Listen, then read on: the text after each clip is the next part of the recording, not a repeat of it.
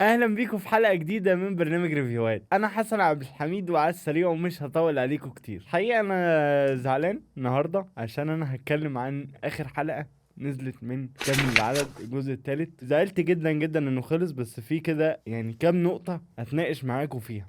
اول حاجه، احنا ليه نطينا ان في حدث او مش حدث، يعني في موقف معين المفروض يحصل لينا؟ ليه نطينا ان مريم خشت فجأة اتجوزت احمد عبد الوهاب خلاص وفجأة انها حامل؟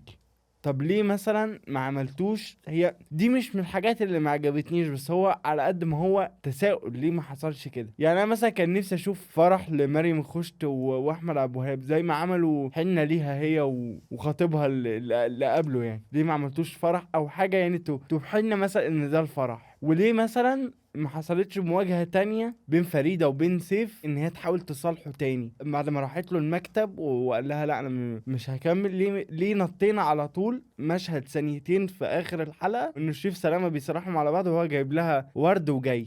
يعني ليه ما اديناش الموقف حقه؟ بس وبالنسبه بقى المسلسل كله، يعني انا في مشهد مثلا حلو قوي قوي قوي جيسيكا حسام الدين ودينا الشربيني عملوه سوا، ان هي حصل لها الموقف بتاع الفيديو اللي قلب الدنيا ده اللي هي عملته وفي انفلونسرز بقى طلعوا اتكلموا عليها وكده، فهي متضايقه، ففي نص الكلام بتقول لدينا الشربيني انا خدت راي شاديه اللي هي انجي المقدم. فقاموا بقى على بعض واتخانقوا، وانت تاخدي راي شاديه وامك موجوده وخلاص روحي اقعدي معاهم. وفي نقطه تانية كمان عايز اتكلم معاكم فيها، ليه او يعني مش شايف منطق ان شاديه تتجوز يزبك؟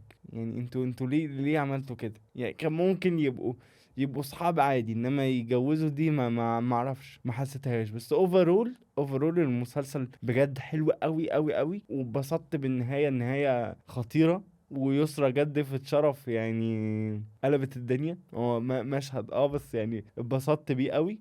واتمنى انه يبقى فيه جزء رابع. انا شفت في القفله بتاعت الحلقه ان هم عملوا فلاش باك كده لكل اللي حصل في الاجزاء اللي فاتت، فانا اتمنى ان يبقى فيه جزء رابع وما تبقاش دي يعني معناها ان هي خلاص مش هيبقى فيه جزء. لا، انا نفسي تعملوا جزء رابع وخامس، واحنا عايزين جزء كل سنه اصلا لو تقدروا تعملوا ده. ثانك يو لكل الابطال، يعني ضحكتونا وبسطتونا وامتعتونا. يلا همشي اجيلكوا ريفيو جاي.